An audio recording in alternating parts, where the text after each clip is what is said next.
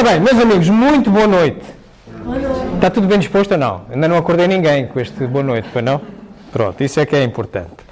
Ora bem, é com todo o gosto que eu aqui estou convosco, de novo, e hoje, para tratarmos deste tema, Allan Kardec, vida e obra. Julgo que todos que estão aqui, pelo menos Allan Kardec sabem quem foi, não foi? Portanto, Allan Kardec, ele por acaso não tinha este nome quando escreveu a Codificação Espírita, certo? Tinha um outro nome, que era Denisard Hippolyte Léon Rivail. Legalmente, a gente já vai ver isso. E ele tinha sido, Allan Kardec tinha sido um nome que ele tinha tido numa encarnação anterior. A gente já vai tratar disso. De qualquer das maneiras, o que é que nos interessa? Interessa vamos nós falar da vida e obra deste homem, com este pseudónimo, Hippolyte Rivail, tanto com o pseudónimo de Allan Kardec, escreveu a obra espírita, a Codificação Espírita.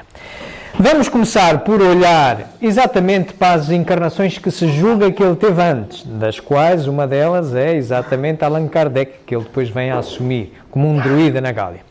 Vamos ver uma série possíveis de encarnações de acordo com a bibliografia que nós temos, os registros históricos e mediúnicos. 1804 é a data em que ele nasce. Vamos olhar para a meninice dele, para a juventude dele, e depois, então, daqui de 1857 até aqui, vamos olhar para a vida dele enquanto espírita.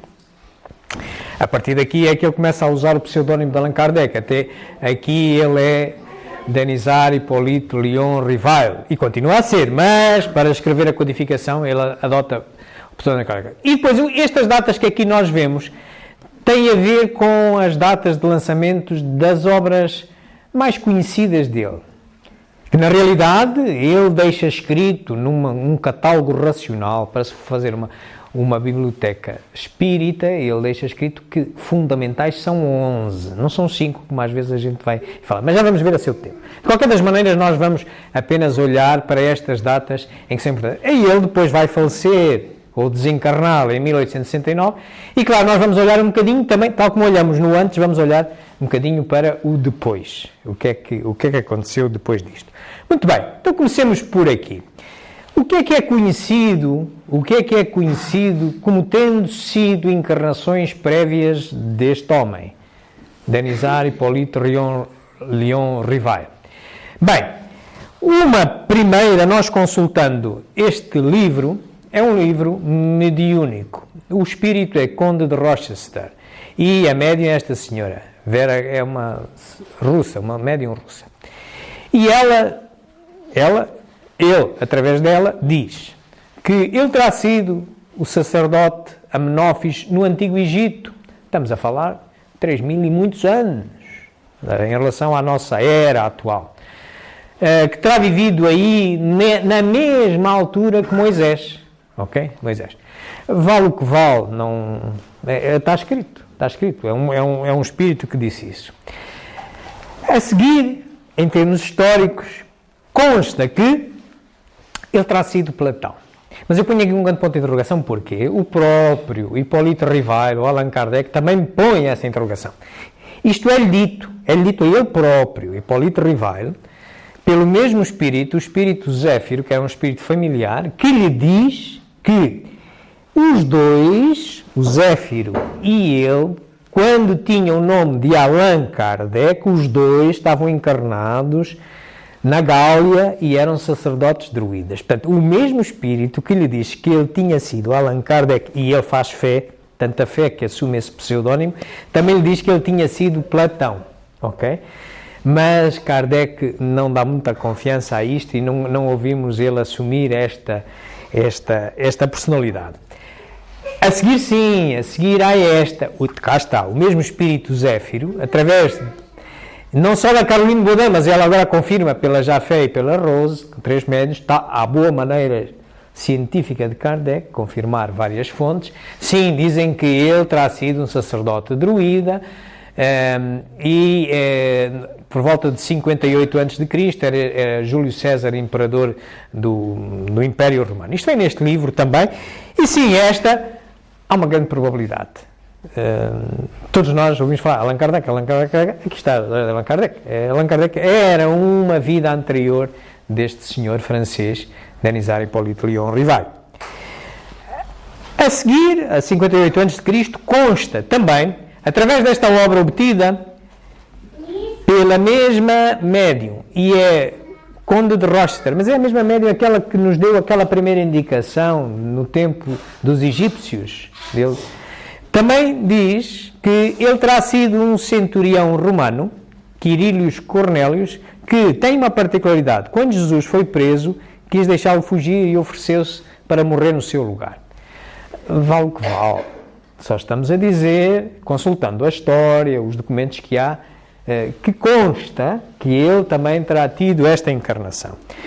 A seguir desta, ocorre esta. No mesmo livro em que também está citado ele ter sido Allan Kardec, etc., que ele terá sido Janus. Janus, que foi um sacerdote, mártir, ele era checo, e ele viveu nestas datas. Morreu em 1415, mas ele era um professor da Universidade de Praga, e ele vive numa altura em que há o chamado cisma de Avignon. Ele vive numa altura em que a Igreja... Aqui temos um bocadinho da história da Igreja cristã, ok? Portanto, nasce com Cristo e tal. Há aqui uma primeira grande divisão por volta do século XI, em que da Igreja Ortodoxa, que ainda hoje existe, está para o leste da Europa, lá para a Rússia, para aqueles lados de lá, e outra que era a Igreja Católica Romana. Entretanto, o tempo vai andando e quando chegamos a esta altura, um bocadinho antes de 1517, vive este senhor, o Janus. E há aqui na Igreja Católica, que entretanto era só uma rama paralela à Igreja Ortodoxa, há este dito cisma. Os papas queriam todos ter poder e havia 3 papas. E então ele é atraído a um concílio numa povoação chamada Constanze, ou Constância, que é entre a fronteira da Suíça e da Alemanha, para resolverem problemas. Juntaram-se uns certos doutores da lei e ele era um deles. Mas ele foi atraído à má fé e queimaram-no lá vivo, porque ele era reformador. Tinha um espírito reformador, muito parecido com Kardec, reformador. E então ele é queimado vivo aí, e logo a seguir dá-se uma série de cisões na Igreja Católica Romana. Olha, começa com Lutero, que ainda foi contemporâneo de Janus, depois a Igreja Anglicana, dos ingleses, etc. E as ramas, e hoje em dia, nestas ramas cristãs não católicas, só nos Estados Unidos conhecem-se 2.000 denominações de protestantes que são cristãos, vêm também daqui, da mesma coisa, mas depois foram-se separando. Ora bem, este senhor vive aqui nesta altura, e o perfil psicológico dele é realmente muito condizente com o de Kardec, por isso se pensa que ele terá sido Kardec. E pensa-se a tal ponto que se vocês, aqueles que tiverem a oportunidade de ir a Praga, se já não foram, na Praça Central há um relógio, é um típico de Praga, e depois há uma Praça Central, ao lado tem um grande monumento no meio. Lá está esse senhor, o Janus. Os checos veneram-no como um herói nacional. Os suíços, o movimento espírita suíço, tem a certeza, afirma a pé juntos, que ele foi Allan Kardec. Vale o que vale, é só para nós sabermos, ok? Pronto, é o que diz aí a história. Bom, posto isto, então ele vem a nascer em 1804. Ora bem, então vamos olhar agora desde o nascimento dele até aos chamados fenómenos de Hydesville. O que é que ele fez nessa altura? Portanto, ele nasce em 4 de outubro de 1804, com este nome, Denis Hippolyte Rivail. Ele, nesta altura, entre 804 e 48, que é quando ocorrem estes fenómenos nos Estados Unidos, que dão origem ao interesse pelo estudo dos fenómenos espíritas, ele é fundamentalmente estudante e pedagogo. Portanto, ele nasce aqui é França, aqui é Lyon, onde ele nasce. A casa dele era algures aqui assim. Hoje em dia, esta é uma fotografia atual, a casa dele não existe exatamente, está substituída por esta casa. Portanto, ele nasce aqui e ele vai estudar para aqui. Sai dali de Lyon e vai estudar para a Suíça, nesta escola, no Instituto Pestalozzi. Era dos melhores institutos que existiam. E era dirigido por este senhor, Pestalozzi, um grande pedagogo. É neste castelo, podeis visitar um dia que fores à Suíça, é em Yverdon, Les Bains.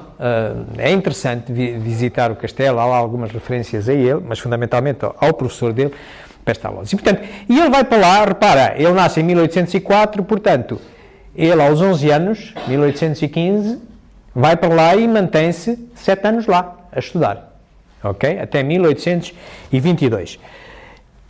Vamos ver um bocadinho da história.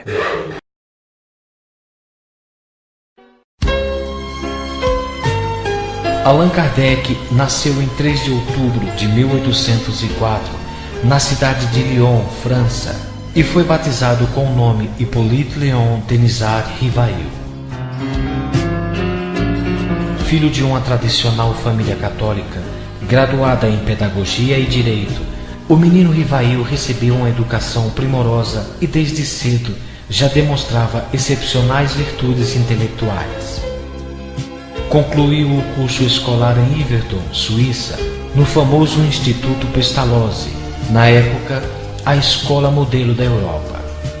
E não apenas isso, Rivail tornou-se o mais célebre seguidor do respeitado educador Johann Pestalozzi, o grande reformador do método educacional. Antes mesmo de chegar à conclusão do curso, o menino já dava aulas de reforço aos colegas. Aos 18 anos, já era bacharel em Ciências e Letras, além de poliglota. Falava fluentemente alemão, inglês, italiano, espanhol, holandês, além de sua língua nativa, o francês. De volta à terra natal, trabalhou como pedagogo e tradutor literário.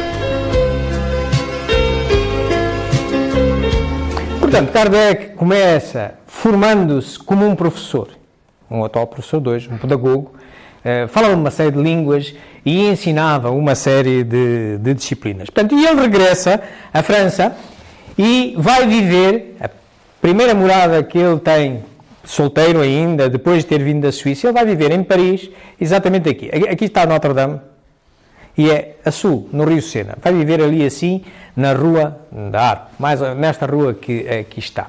Portanto, e ele está a dar aulas. Ele, neste momento, o espiritismo, ele gostava de estudar o magnetismo. Os magnetizadores, na altura, era muito comum, mas espiritismo, nada disto.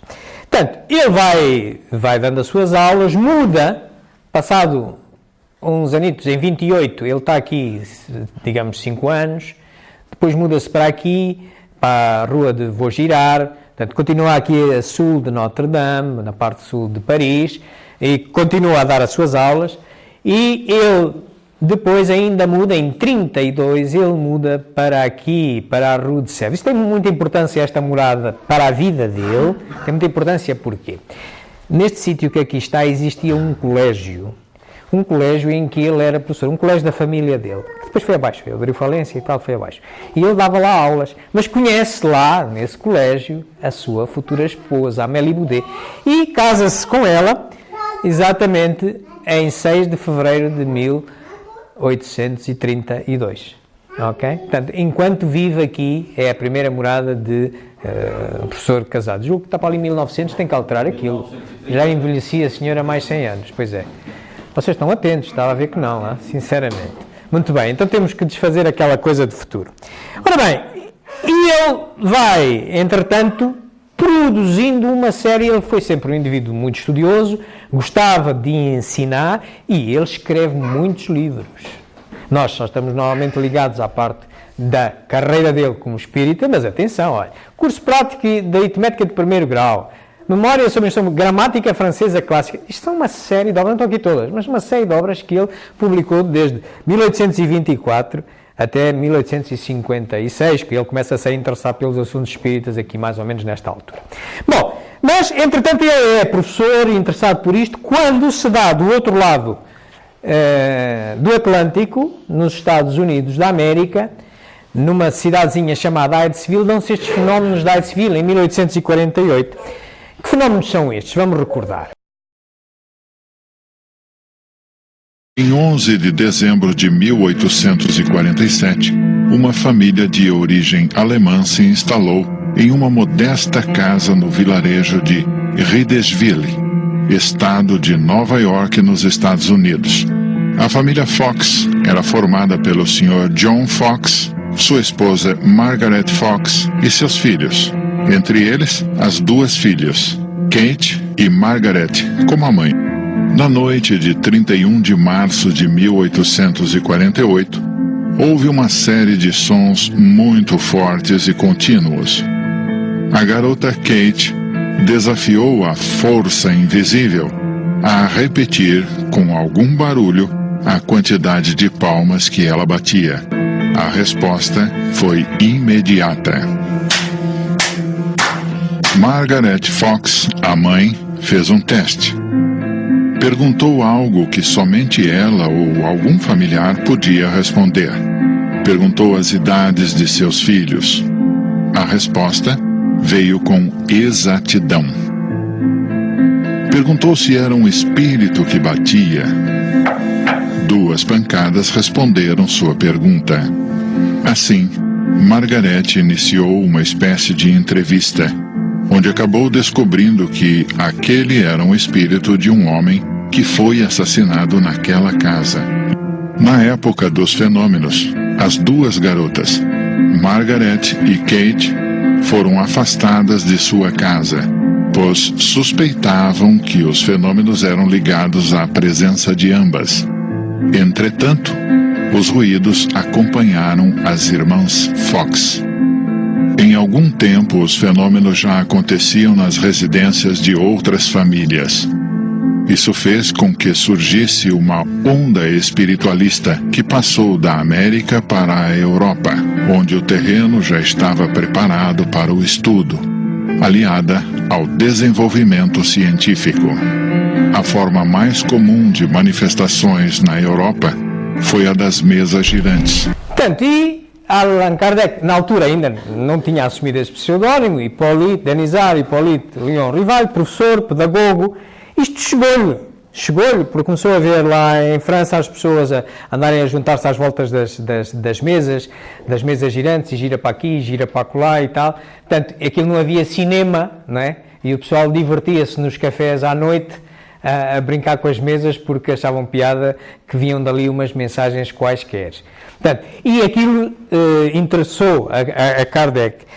Portanto, e ele realmente começa a olhar para este assunto. Repá, isto passou-se em 48, mas o livro do Espírito só aparece em 57 e ele só se começa a interessar por estes assuntos em 54, 55. Vamos ver um bocadinho dessa história para percebermos como é que isto chegou a ele.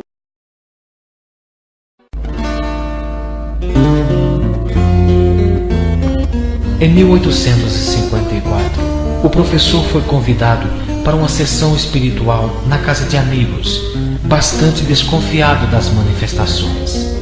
Mas, comprovando a veracidade dos fenômenos, achou-se diante de uma nova ciência, com a qual vislumbrou conhecer a dimensão espiritual e os seus habitantes, os espíritos.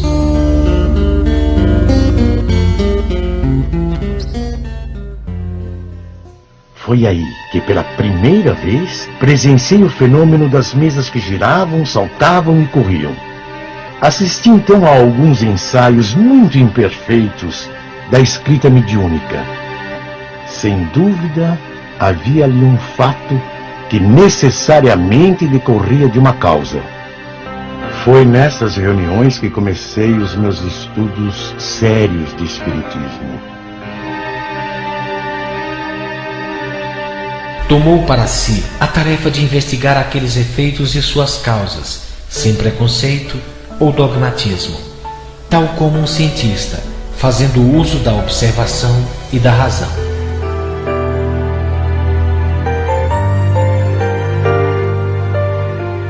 Numa dessas sessões, Rivail foi informado da missão que lhe estava destinada: codificar o ensino dos espíritos.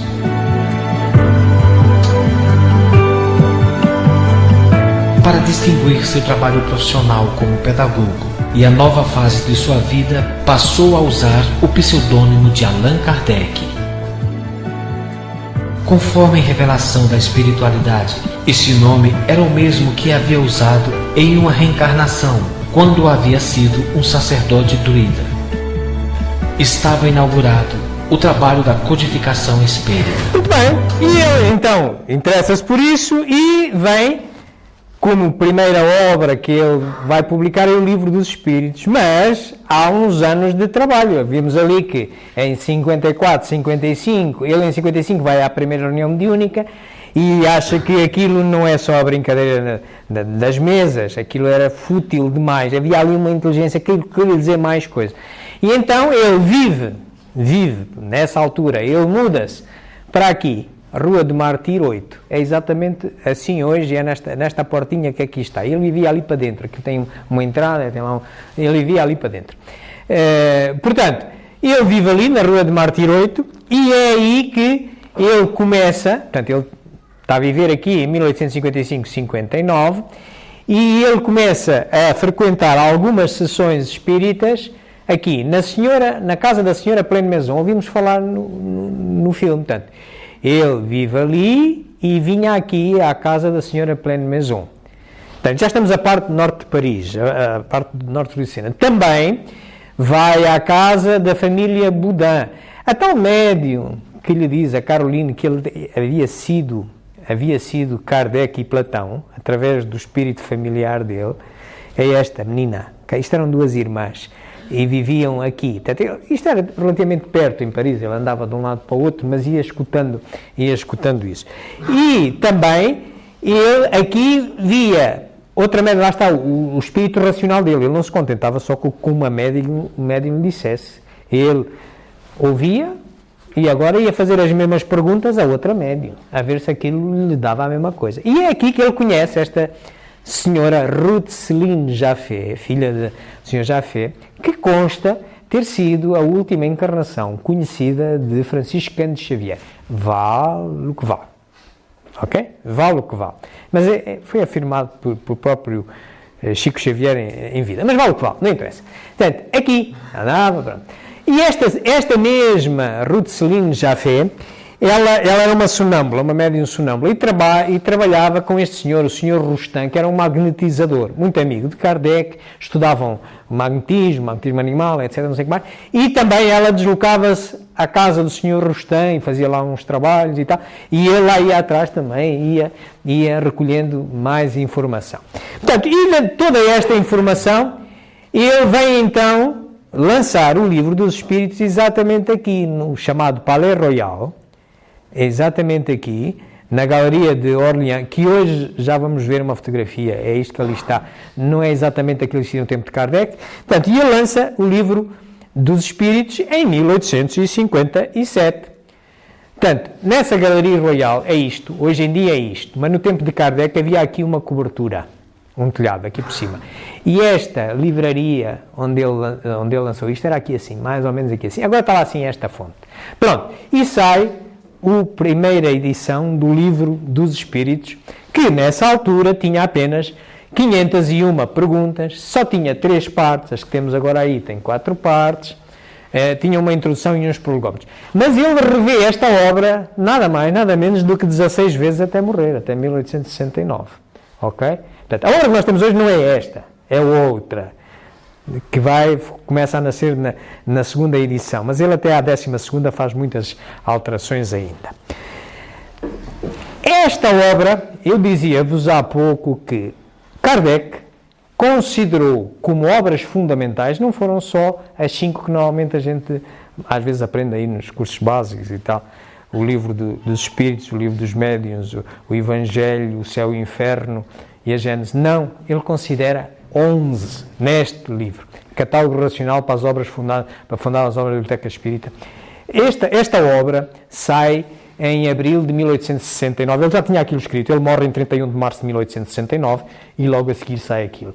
E esta obra tem 4 capítulos, e a primeira diz, obras fundamentais para se fundar uma biblioteca espírita, isto é, são as obras que ele entende que se devem estudar quem quer estudar espiritismo. Depois tinha obras que complementar, relacionadas com o espiritismo, obras afins, e tem até um último capítulo que diz obras contra o espiritismo. A gente, para conhecer uma doutrina afim, também convém conhecer a contrária. ok? Portanto, e ele tem nessa obra isto. Desta obra,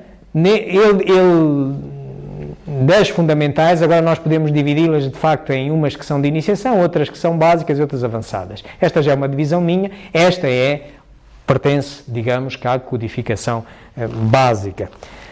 Portanto, ele em 1857 é isto que ele faz, não faz nada assim mais importante, mas em 1858, em 1 de janeiro de 1858, e ele continua ainda a viver aqui, ele lança a chamada Revista Espírita. Revista Espírita que passa a ser mensal e é publicada ininterruptamente até ele morrer e ainda para além da morte dele. Portanto, e ele considera como sendo uma obra fundamental de novo. Nós não prestamos muita atenção à Revista Espírita, mas ele utilizava a Revista Espírita exatamente para ir relatando ali as experiências que ia fazendo, etc. E aquilo que era mais importante, ele depois, mais tarde, quando há 2 anos, ele condensava numa outra obra. Mas nem tudo foi para essa obra. Mas ele diz que é importante ler-se a Revista Espírita, porque muito do pensamento dele aí está, e é verdade. Portanto, claro que esta obra eu consideraria, dentro das obras fundamentais, consideraria a um nível avançado. Portanto, o próprio Kardec diz no Livro dos Médiuns, quando lhe perguntam, em 1861, como estudar o Espiritismo, ele diz, em 1861 só havia já a Revista Espírita, havia o Livro dos Espíritos, havia portanto, havia o Livro dos Médiuns e o que é o Espiritismo, que a gente já vai ver que é lançado. Portanto, ele diz, começai por o que é o Espiritismo, que foi lançado em 59, depois de ler o que é o Livro dos Espíritos, que é de 57, depois leiam o Livro dos Médiuns e depois a Revista Espírita. Mas não leiam a Revista Espírita sem lerem pelo menos o Livro dos Espíritos, mas leiam a Revista Espírita, ok? Bom, portanto, ele, em 1 de abril desse ano, de 58, ele resolve fundar, digamos, o primeiro centro espírita do mundo, chamada a Sociedade Parisiense de Estudos Espíritas. É exatamente, ele lançou a Galeria L'Orient, onde ele lançou o Livro dos Espíritos, no Palais Royal, é no mesmo edifício, é só mudar de sítio, é na Galeria Valois do Palais Royal. Portanto, e ele, em 1 de abril, vai para aqui, é neste sítio, era aqui onde funciona. Portanto, e esta sociedade existe e é presidida vitaliciamente por ele. Ele não se quer livrar da direção desta sociedade passado 1 ano, a gente já vai ver, mas não consegue, porque depois votam todos nele e ele continua e, portanto, e morre sendo o único presidente que houve entre a formação, 1858 e 1869, quando ele desencarna. Portanto, mas estão a ver, ele continua a viver ali em cima e vai aqui para baixo. A Revista Espírita, de qualquer das maneiras, ele chama assim, ele trabalha a Revista Espírita em casa, portanto, continua a trabalhá-la em casa onde ele vive.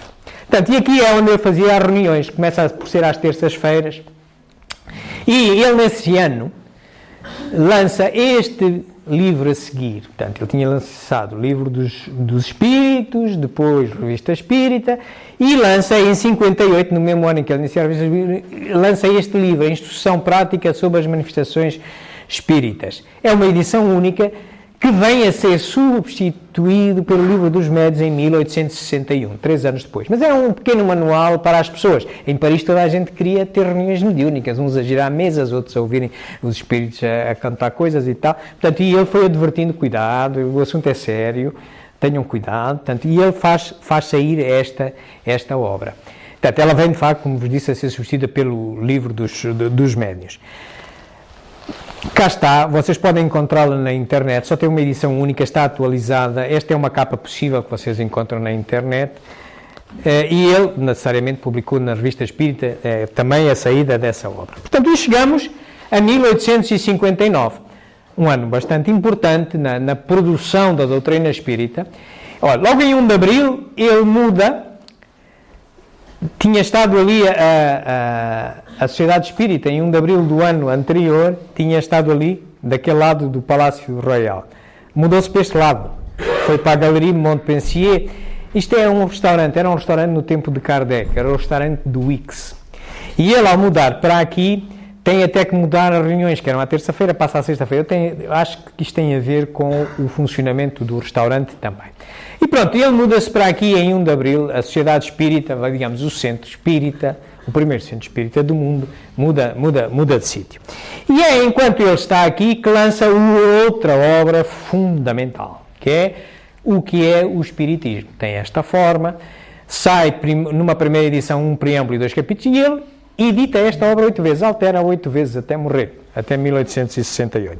Ele considera isto uma das obras fundamentais e considera que é uma obra de iniciação. Por isso é que ele, como vos disse há pouco, no livro dos Médiuns, ele diz: comecei por o que é o Espiritismo. Ok? Portanto, esta obra nós temos aí. Nesta obra dá-se uma curiosidade muito interessante. Portanto, nós estamos em 1859. Tinha-vos dito há pouco que em 1857, 18 de abril de 1857, ele lança pela primeira vez o Livro dos Espíritos. E tinha-vos dito que tinha apenas 501 perguntas, 3 partes. E ele lançou depois aquela obrazinha para orientações de reuniões mediúnicas, que veio a dar mais tarde o Livro dos Médiuns. E ele andava nesta fase, depois de ter lançado o que é o Espiritismo, ele andava nesta fase, na dúvida, o que é que ia ser o Livro dos Médiuns. Ainda ele não sabia o que ia ser o Livro dos Médiuns, mas ele achava que era muito importante este assunto das comunicações e das reuniões mediúnicas, que ele considerava introduzir como uma parte do Livro dos Espíritos. E isto vocês encontram, esta é a primeira edição do que é o Espiritismo, a obra que foi lançada em julho de 1859, e na página 100 ele costumava anunciar as obras que já estavam publicadas e o preço delas e tal, custava 3 francos. Ele dizia que o Livro dos Espíritos custava 3 francos, nesta altura tinha primeiro livro, segundo livro, e tinha um 5º livro. Isto é uma curiosidade interessante. Nós hoje, o Livro dos Espíritos que temos, tem 4 partes, 4 livros.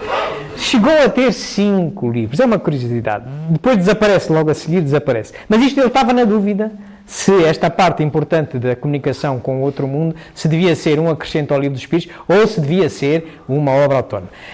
Cá está isto que aqui vem, está muito vertido aqui nestes, os médios, os diferentes tipos de comunicação, etc. É uma curiosidade. Nunca chega a ser uma edição, portanto, há uma parte que vem logo na Revista Espírita, há esta parte das manifestações espíritas que também é aqui vertida, portanto, e aparece durante algum tempo, durante uns meses, 1859, aparece uma 5ª parte do Livro dos Espíritos. Em março de 60, no ano a seguir, ele lança a 2ª edição do Livro dos Espíritos, que já é muito parecida àquela que nós temos hoje. Ok? E nessa sim, já tem 4 partes, 1018 perguntas, portanto, mas ele ainda vai fazendo alterações, claro, pertence à codificação básica das obras fundamentais. E reparei, ele tem um aviso nesta 2ª edição muito engraçado, que de novo nos mostra as dúvidas dele. Estamos em 1860, ainda não saiu o Livro dos Médiuns, mas existe aquela brochura da orientação para as manifestações mediúnicas, e ele diz aqui que já decidiu, já fez a sua cabeça e diz assim: não, isto não vai ser, isto é tão importante que não pode ser um acrescento ao Livro dos Espíritos. Ainda não sabem como vai chamar-se, que vem a depois chamar-se Livro dos Médiuns, no ano a seguir, mas aqui a gente já vê que já são 4 partes, já não são mais as 5 partes do Livro dos Espíritos. Okay? Mas ele tem dúvidas, mas aqui já decidiu que vai ser uma coisa autónoma. Portanto, termina o ano de 1860 ainda não termina o ano de 1960, é só lançado, estamos no início. Em 20 de abril de 1860, o que é que acontece? A Sociedade Parisiense de Estudos Espíritas muda mais uma vez, já estamos na 3ª vez, e vai exatamente para perto da casa dele, a passagem de Santana, onde se mantém até ele morrer. Entra-se por aqui, se um dia forem a Paris, está mesmo que isto é atual, entram por aqui, neste corredor, há aqui uma escadinha, sobem aqui em cima e fica mais ou menos aqui por cima deste tolo. É engraçado, vale a pena. Portanto, muda-se para ali a Revista Espírita e a morada de Allan Kardec também. Ele também passa a residir, ele trabalhava tanto que passava muitos dias aqui. Aliás, ele vem a morrer aqui, como nós vamos ver. Portanto, nesse mesmo ano ele faz a primeira viagem. Ele faz 7 viagens no total na vida dele. Mas nesse primeiro ano ele faz uma viagem que vem a Sens, Mâcon, Lyon e Saint-Étienne. Vem aqui abaixo, vem à terra dele, Saint-Étienne, e volta outra vez para cima, em setembro de 1860. É a primeira viagem que ele faz. Em 1861 sai o Livro dos Médiuns, a primeira edição do Livro dos Médiuns, que ele revê durante 11 vezes, até morrer. Ele revê esta edição, sai com este formato, tem apenas 2 partes e 34 capítulos. Isto vai sofrer aqui umas alterações, mas isto era o Livro dos Médiuns. Portanto, e este livro dos médiuns, tal como eu já vos fui dito, anula, embora sim encontremos, mas anula, a ideia dele era anular esta pequena brochura que existia. Portanto, e a partir daqui, este é um manual científico sobre as comunicações, coisas. É uma obra fundamental, digamos, dentro da codificação básica, que é assim como nós temos também hoje. Nesse mesmo ano, em 61, ele faz uma viagem ainda mais longa. Se em 60 ele só tinha vindo daqui ali a Saint-Étienne, ele em 61 faz a mesma viagem, vem aqui, Bordeaux e volta. Portanto, nestas viagens ele ia fazendo umas palestras, ia acompanhando a difusão e o lançamento de centros espíritas ao longo de França. Portanto, ele também ainda nesse ano ainda faz uma segunda viagem, vai ali quase à fronteira da Bélgica, ele só sai uma vez fora de Espanha, já vamos ver quando, de França. Vocês estão mesmo atentos, pá. Agora, sim senhor, já há bocado me apanharam no 1900 e agora apanham-me no coisa. Portanto, ele quase salta à fronteira, ainda não é este ano, mas vai saltar depois, ok? Vai ali a Lille, ok? Portanto, neste ano. E entretanto, neste ano dá-se uma coisa muito interessante para aqueles mais estudiosos, dá-se o chamado Auto de Fé de Barcelona. Queimam em Barcelona 300 livros, entre os quais o Livro dos Espíritos, a Revista Espírita, o que é o Espiritismo e o Livro. Não queimam mais porque não existia ainda mais. Em 1861 ainda só existia o Livro dos Médiuns, não existiam os outros a seguir. Mas a ordem de um bispo de Barcelona mandam queimar os livros. Claro, isto funcionou ao contrário. Se o bispo pensava que o espiritismo não se ia expandir à conta desta queimada, enganou-se. Mas pronto, aconteceu em 1861, em 9 de outubro, num ato público. Chegamos a 62, em 15 de janeiro de 62 ele lança uma obra interessante, uma obra de iniciação, que é chamada O Espiritismo na sua mais simples expressão, mas ele revê isto. É exatamente uma obra para o pessoal que tem contacto pela primeira vez com o Espiritismo ler. É relativamente rápida de ler, portanto, e ele considera isto uma das obras de iniciação, vem neste catálogo, dada como uma obra fundamental, mas é para iniciação do Espírito, tal como é o que é o Espiritismo, também é uma obra de iniciação. Nesse ano ele faz a sua viagem mais importante. Tão importante que, não só pela volta toda que ele dá à França, ele sai dali, dá esta volta, ele visita 20 cidades, ele dá esta volta toda, e faz mais de 50 reuniões, tão importante que vai dar origem a um livro que ele considera como fundamental, é a Viagem Espírita. Não tem nenhuma edição, nenhuma alteração, porque é um relato da viagem que ele fez em 1862. Viagem Espírita, aconselho-vos a ler, é um dos livros que ele considera, à morte dele, ele considera importante que qualquer espírita leia. Devemos tê-lo aí também, é uma questão de quando tiverem a oportunidade de o ler. Claro que eu incluo, tal como a Revista Espírita, já para um estudioso do espiritismo avançado, mas que é importante conhecer. Portanto, estamos em 62 e, entretanto, vai correndo de 63 sem grandes novidades e em 64, em abril de 64, sai esta obra, Imitação do Evangelho segundo o Espiritismo, que nasce assim e depois mais tarde vem a ter o nome de Evangelho segundo o Espiritismo, mas ela nasce com isto, Imitação do Evangelho segundo o Espiritismo. Nasce com 25 capítulos, um prefácio e uma introdução, e ele revê 4 vezes, reparai, a mente de Kardec, não é um dogma, ele é um filósofo e um cientista. À medida que nós também, eu sei hoje mais do que ontem. Nós todos sabemos mais numa data posterior do que ontem. Kardec era a mesma coisa, e ele vai revendo as coisas. Portanto, quem quer estudar o Espiritismo, se quer só ficar com o último pensamento de Kardec, deve ir à procura das últimas edições, nomeadamente nesta deve ir à procura da quarta. Mas quem é um estudioso maior e quer conhecer o trajeto, pois convém estudar as outras todas. Portanto, esta obra, o Evangelho segundo o Espiritismo, é básico, é fundamental e é básico. Portanto, e em abril de 1864 ele lança uma obra que ele também considera fundamental, é fácil de ler e eu aconselho a todos lerem, até porque é muito simples, são 23 parágrafos, em 5 minutos vocês leem, e é um resumo maravilhoso, é um bocadinho como o Espiritismo na sua mais simples expressão, mas é mais pequena, e encontram na Revista Espírita em abril de 1864 e chama-se Resumo da Lei dos Fenómenos Espíritos. É uma edição única, podem encontrá-la por exemplo, com esta capa, na internet, mas vão à Revista Espírita e encontram lá. É essencial para quem quer começar. O que eu recomendo a quem me pergunta, como é que eu devo, hoje, conhecendo a obra toda de Kardec, como é que eu devo? Olha, começas por aqui. Começas por esta, depois vais para os que é o Espiritismo, etc., por aí adiante. Ok? É uma obra fundamental. Devem lê-la se puderem. Em 1864 ele continua as suas viagens e, pela primeira vez, pela primeira e única vez, sai de França. E agora sim atravessa a fronteira. Se ele tinha chegado só a Lille, agora vai mesmo à Bélgica. Vai à Bélgica e visita Antuérpia e Bruxelas. É a única viagem ao estrangeiro que ele faz em vida. Entretanto, chegamos a 1865. Nesse ano, em agosto, é publicada mais uma obra muito conhecida dele, O Céu e o Inferno, que sai primeiro apenas com 20 capítulos e 2 partes, mas ele também revê por 4 vezes. Esta é a primeira obra que é a revista, das mais conhecidas, que é a revista após a morte dele, já a título póstumo. A última edição, a 4ª edição, é após a morte dele. Sai com esta capa, claro que é uma obra básica, fundamental, mas básica, é importante que toda a gente o leia, e em novembro desse ano, repara aí, em 1864 tinha saído A Imitação do Evangelho segundo o Espiritismo. Pois, em novembro de 64, sai o Evangelho segundo o Espiritismo e mete no saco A Imitação do Evangelho. Ok? Mesmo assim, sofre 4 edições, atenção. Já há alterações, está aqui mais uns capítulozinhos e tal. Portanto, e vai continuando. Neste ano, ele vem-se mudar, em 65, ele vem-se mudar com a sua mulher, eles compram uma propriedade aqui no sul, ele vivia ali, e agora volta outra vez para onde, quando ele tinha sido professor solteiro, veio aqui, e é a Vila Segura. A ideia dele, tinha comprado um terreno onde ia construir umas casas para pessoas idosas depois habitarem lá, uma obra social.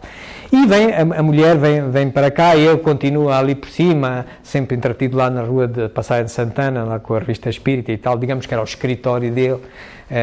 Mas pronto, o casal vem viver para aqui com esta intenção e concretiza-se. Ele faz uma série de casinhas neste bairrozinho da Vila Segura e após a sua morte a mulher, a Amélie Boudet, gera estas casas. Portanto, há relatos históricos disso. Entretanto, ele em 66, passamos de ano, em 66, ele faz mais uma viagem, vem de Paris a Bordeaux. Em 67, ele faz a sua última viagem, ele não sabia, não é? mas faz a sua última viagem em 67, vai a Tours, Bordeaux e volta outra vez. Esta é a sua última viagem, sem ele saber, porque ele vai morrer passado 2 anos. Mas esta é a 7ª e última viagem dele. Entretanto, chegamos a 1868. Em 1868, logo no primeiro mês, em janeiro, sai a Gênese. A última daquelas 5 obras que costuma-se nomear como sendo a codificação básica, que já estão a ver que não é, mas pronto, há mais, não são fundamentais, não são as únicas que se deve ler, são 11 as que se devem ler. Portanto, mas sai a Gênese, a primeira edição da Gênese, sai com 99 subcapítulos, 8 capítulos, 3 partes, e ele revê 5 vezes esta obra. A última delas é a título póstumo, depois uma grande celeuma, mas é em 1872, já quase 3 anos depois dele ter morrido. É uma obra das fundamentais, digamos, que é essencial ler, é básico para um espírita conhecê-la. Em fevereiro deste ano, 68, ele publica este livrinho que ele também considera fundamental, mas este livrinho vem em setembro de 1867, na Revista Espírita, vem um artigo em que ele fala dos caracteres da revelação espírita, que ele autonomiza, considera tão importante, que autonomiza numa brochura e depois vem integrar a primeira parte da Gênese, daquela obra que nós, portanto, vimos sair em 68. Ele considera isto tão importante que também integra nas obras fundamentais. Digamos que é avançada, é para quem quer, porque ela também vem na Gênese. Se vocês forem ao primeiro capítulo da Gênese, sobre os caracteres da revelação espírita, aí está ela. Mas digamos que é um resumo. Não tem alteração nenhuma, porque não houve alteração. Nessa parte da Gênese também não houve alteração. Entretanto, nesse ano, ele revê pela última vez o Evangelho segundo o Espiritismo. Portanto, quem quiser consultar hoje o Evangelho segundo o Espiritismo deve ter o cuidado de verificar se é feito com base na 4ª edição, que sai em 1868. Claro, pode consultar as outras, mas se querem saber o último pensamento dele antes de morrer, têm que ir à 4ª edição, que tem 28 capítulos. Há algumas alterações. Portanto, É a primeira obra que é, digamos, terminada sem ele saber, não é? Portanto, ele escreve pela última vez. Tem as capas que hoje aí temos da Federação Espírita Portuguesa são estas e baseiam-se nesta 4ª edição. A segunda obra que ele termina, também sem saber, porque ele não sabia que ia morrer, é a última edição desta obra, o que é o Espiritismo, agora já com 3 capítulos, tinha começado com 2 capítulos, etc. É a 8ª edição, se quiserem ter uma edição atualizada. Essa que aí temos na nossa livraria deve ter esta capa, que é da Fé, e baseia-se na 8ª edição do que é o Espiritismo, ok? Portanto, é uma obra fundamental, é uma obra de iniciação e é fundamental. Também aquela obrazinha que ele tinha lançado em 62, o Espiritismo na sua mais simples expressão, que ele revê 8 vezes, ele também é, pela última vez, é a 8ª edição, é estabilizada e hoje podemos encontrar esta capa assim, mais ou menos, mas encontram bem na internet esta obra. Portanto, quem queira ler a última versão de Kardec, deve procurar pela 8ª, que saiu em 1868. E então chegamos ao ano de 1869. Logo no início do ano sai a última edição do Livro dos Espíritos, a 16ª edição, que tem uma característica muito engraçada. Falta uma pergunta numerada, ok? Vocês nunca irão encontrar a 1011. Vão ver que saltam da 1010 para a 1012, mas há uma pergunta no meio, vão ver. Agora, quando saírem, passem por ali e vejam um livro de Espírito. Ou o que tiver lá em casa. Falta-vos a 1011, se for baseada na última. Ok? Não, é uma curiosidade. Está lá uma pergunta sobre a ressurreição, mas não está numerada. Então salta da 1010 para a 1012. Falta a 1011. Ok? Muito bem. É a última obra. Hoje em dia, acho que temos por aí à venda da Federação Espírita Brasileira, tem esta capa. E ele desencarna em 31 de março deste ano, exatamente aqui a trabalhar na passagem de Santana, no tal sítio aqui por cima e tal. E, portanto, ele desencarna, era um indivíduo que vinha buscar uma revista espírita. Mas vamos ver aqui um resumozito.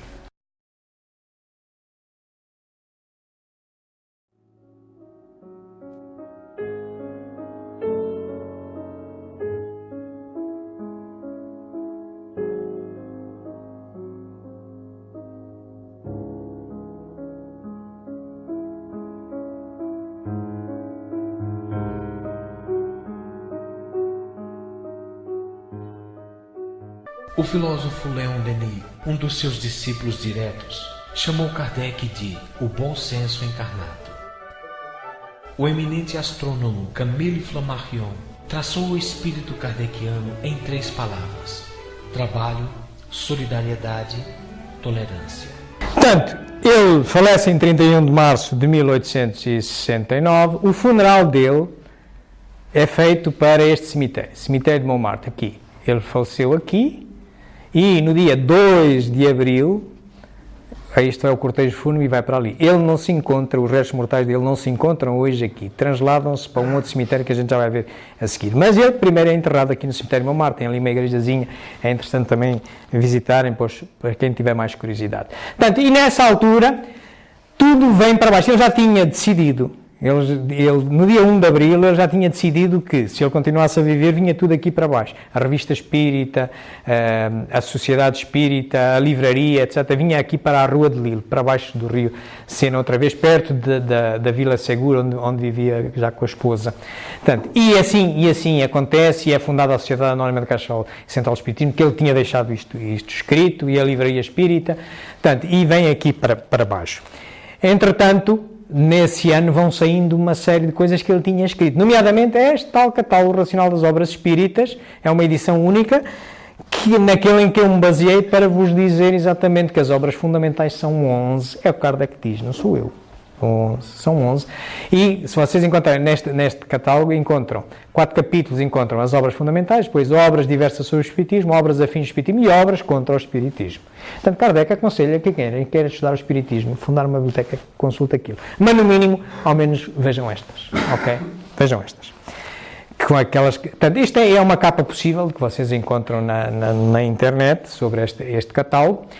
O Livro dos Médiuns é uma obra revista póstumamente, logo a décima, não é só a Gênese, as pessoas andam para aí só a levantar o coisa da Gênese, não, Há vários livros. Ele vinha a escrever, ele era um produtor incansável. E claro, que ele morreu, foi surpreendido pela morte e ele tinha uma série de coisas para sair. Uma delas era a 11ª edição do Livro dos Médiuns. Portanto, quem quiser ler a edição mais atualizada de Kardec, deve procurar pela 11ª, que sai em 1869. Hoje em dia, temos aí, disponibilizada pela Federação, tem esta capa. O Céu e o Inferno é outra dessas obras que a 4ª edição é publicada em junho. Já ele tinha morrido em março. Portanto, e tem hoje esta capa também. Okay? São coisas que ele tinha, foi surpreendido pela morte, mas tinha ali coisas. Também como tinha outras que a gente já vai ver.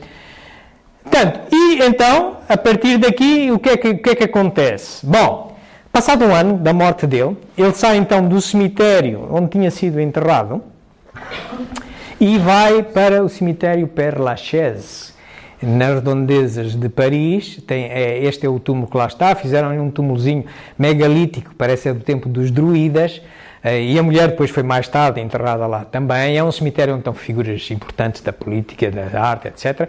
Mas há uma transladação passado um ano. Portanto, vai para lá em 31 de março de 1870. Este ano é terrível, porque a França era um império dominado por Napoleão III, resolve declarar guerra à Prússia e trama-se, porque a Prússia é mais potente, invade França e eles passam muito mal. Paris está a saque. Portanto, é uma coisa terrível, o ano terrível, de tal maneira que em 1871, um ano depois de Kardec ter sido trasladado para aí, chegam a fuzilar gente que vai a este cemitério de Père Lachaise, que vocês podem visitar apanhando a metro de Paris, tem uma estação que diz Père Lachaise, e de lá. E depois no cemitério é fácil de saber onde é que está a campa de Kardec, tem lá uma plantazinha, e vão lá. Estão lá. O cemitério tem visita guiada? Também tem, sim senhora. Mas é uma estação de metro, tem uma estação de metro, é mesmo à porta do cemitério. Portanto, e fuzilam gente que lá vai passado um ano. Portanto, e aquilo só depois, quando França passa a ser uma república, depois da Prússia sair, é que aquilo volta a estabilizar. Está escrito isto no túmulo dele. Isto não é uma frase de Kardec, ok? Esta frase é a sociedade espírita que, em conjunto, raciocina, pensa e o que é que vamos lá escrever. E está escrito isto na pedra tumular que está por cima deste monumento megalítico do túmulo de Kardec. Entretanto, em 1872, há 3 anos, e não é por acaso, porquê? Então deu-se a guerra. 1870, 1871 chegaram a fuzilar gente, só em 1800 e finais de 71 a guerra para, a França perde, a Alsácia perde uma série de terrenos, etc., essa guerra, e começa-se a recompor. E a Amélie Boudet, que está à frente, a sua viúva, está à frente dos desígnios da dita Sociedade Anónima da Caixa Geral de Espiritismo, ainda tem na herança que vem de Kardec, tal como vinha lá o Céu e o Inferno, o Catálogo Racional das Obras Espíritas, portanto, o Livro dos Médiuns, etc. Também lá está os apontamentos que ele vinha a trabalhar em mais esta obra, a Gênesis, a 5ª edição, que acaba por ser publicada em 1872, e as pessoas, talvez pela distância àquela publicada, não percebendo bem as razões históricas, julgam que isto é uma adulteração, mas até vem escrito logo aqui assim: 5ª edição, revista corrigida e aumentada. Portanto, é conscientemente que a sua esposa chega à Biblioteca Nacional de França e diz: tenho aqui uma obra do meu falecido marido há 3 anos, que ele deixou isto. Claro, ponham-se no lugar do indivíduo da Biblioteca Nacional. Desculpe lá, o seu marido morreu há 3 anos, o senhor tem que me garantir que é mesmo dele. E ela, de certeza, que teve que garantir. Porque acusar que isto seria uma adulteração só é possível se a gente achar que a mulher dele foi cúmplice. Mas até escreveu que está revista, corrigida e aumentada. Portanto, então tinha que a mulher trair a memória do seu marido. O indivíduo representante da República Francesa também tinha que ser cúmplice, não é? Pô, desculpe lá, o seu marido morreu há 3 anos, mostra-me lá que isto é mesmo dele, não é? Portanto, vamos lá, ver se a gente tem um bocadinho de cabeça, não é? Temos que pensar as coisas. É claro, tu atiram a culpa ao Pierre Gaetan e Marie, sim, ele foi um criminoso, mas era mais lá para diante, até está na cadeia depois em 1875, mas não em 1872. Mas nós já fizemos aqui uma coisa sobre a Gênesis e podemos falar isso depois, se quiserem, sobre este assunto. Portanto, e a Gênesis tem hoje este formato, aquela que está aí disponível, tem hoje este formato e é a 5ª edição. Também encontram a 4ª, porque há muita gente que as dúvidas, mas leiam, nada melhor do que lerem as duas e compararem. Para mim, Isto é de Kardec. É mesmo de Kardec. A gente tem que conhecer, é como nas reuniões mediúnicas, não nos interessa muito o espírito que diz que eu sou fulano tal. Interessa-me o que ele pensa, e isso é coincidente com o que ele pensa, ok? Portanto, isto é a Rua de Lila, que está aqui atrás, portanto, isto, entretanto, não para aqui ainda o que nós hoje recolhemos do testamento de Kardec. Em 1890, 21 anos depois, já mudou a Sociedade Espírita Parisiense, foi a Sociedade Anónima da Caixa Alto Espiritismo, e desde 1888 tem este nome, Sociedade da Livraria Espírita, fundada por Allan Kardec, que é dirigida pelo Pierre Gaëtan Leymari, que acusam de ser o indivíduo que deturpou a Gênese, adulterou a Gênese em nome de Kardec, e a Livraria Espírita tem este nome, Livraria de Ciências Psicológicas Espíritas, e está aqui, já está outra vez a norte do Rio Sena, está aqui nesta zona, Rua de Chabanais, e é aqui que é publicado as obras póstumas. As obras póstumas são apontamentos, é um testamento de Kardec. Nós já fizemos aqui uma palestra sobre ele. É um testamento de Kardec, eram mensagens que ele tinha, que a mulher recolheu. A mulher, entanto, tinha já morrido em 7 anos antes. Portanto, e é publicada as obras póstumas, é uma edição única, tem 2 partes. As que nós temos hoje aí, está um rearranjo feito para 3 partes, mas é tudo igual. Portanto, mas digamos que é o testamento doutrinário de Allan Kardec. Hoje as que temos têm esta capa, fundamentalmente, e tem uma biografia, uns discursos fúnebres que foram feitos quando ele foi enterrado em Montmartre, uns avisos, uma primeira parte e uma segunda parte, mas é igual, apenas deram só uma reorganização, não há alteração nenhuma. Amélie Boudet tinha morrido em 1883, e este senhor é Pierre Gaëtan Leymari, o tal que é acusado de adulterar a Gênese e outras coisas, e de facto até esteve na cadeia, fez lá uma estrapalhice enorme, isso é muito depois de 1872. Ela não vem referida no catálogo racional porque Kardec não sabia que após a morte dele iam buscar as notas dele e publicar uma obra, não é? Portanto, não vem. Na minha opinião, quem queira estudar com profundidade o espiritismo deve a consultar, e eu considero avançada, nesse sentido, porque é complementar e tem lá muitas coisas interessantes. Por exemplo, nesta obra vocês encontram aquela mensagem também do espírito de Zéfiro a dizer que ele era o Platão. Ok? Portanto, também aqui está. Eram apontamentos dele. Portanto, essas obras fundamentais, e para vos ajudar, neste catálogo relacional, cá estão, já as vimos todas. 3 obras de iniciação, o resumo da Lei dos Fenómenos Espíritas, tal que é de abril de 1864, Revista Espírita, o Espiritismo na sua mais simples expressão, 1862, e o que é o Espiritismo. Depois, as 5 obras que normalmente conhecemos mais, Livro dos Espíritos, Livro dos Médiuns, Evangelho, Céu e Inferno, Gênesis, e na avançada a Revista Espírita, a Viagem Espírita e os caracteres da Revista Espírita. Há 11 obras, são estas as que lá estão. Também há mais umas brochurazinhas que Kardec deixou, há as obras póstumas, que nós já vimos, não podia vir neste catálogo, Kardec não conhecia esta obra, não é? Mas pronto, quem quiser estudar. E também há aqui algumas outras obras escritas por Kardec que vale a pena nós conhecermos. Bom, meus amigos, era isto que eu tinha para vocês. Eu consultei todas estas obras que aqui estão, que já fui falando ao longo do tempo. Iniciação, básica, avançada, mas fundamentais. Há alguns livros sobre a história de Kardec. Este meu livrozinho também aborda este assunto. Este é um bom repositório histórico sobre o que se passou após Kardec, de Simone Privat, embora ela tenha uma tese de adulteração da 5ª edição da Gênese, tirando isso à parte porque não está demonstrado, tem uma boa história a partir da morte de Kardec para diante.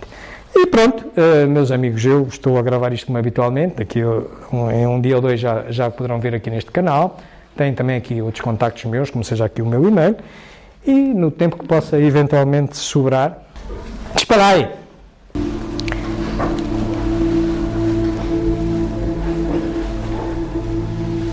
Vamos recolher-nos, recolher ao nosso íntimo,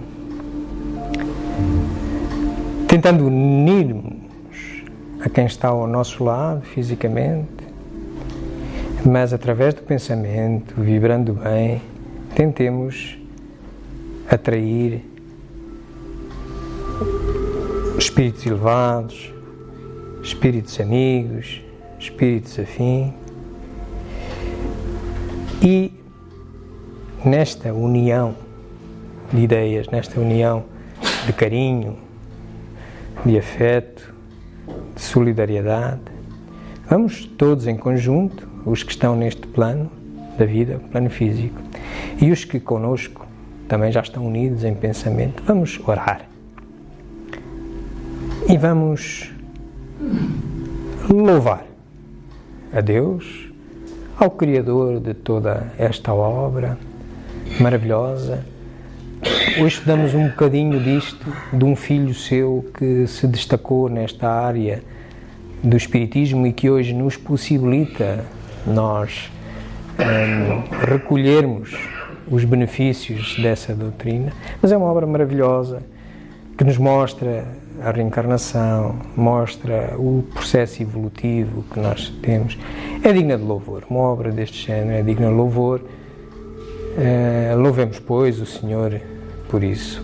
Mas agradeçamos ao Senhor a possibilidade que nos dá de compreendermos um bocadinho mais da sua obra, socorrendo-nos desta doutrina que este nosso irmão Allan Kardec ou Denisard Hippolyte Léon Rivail ou Janus, o que tenha sido, pouco interessa. Mas este homem que dedicou a sua vida a dar-nos uma muleta que hoje nos permite nós evoluirmos mais depressa no sentido do bem proceder.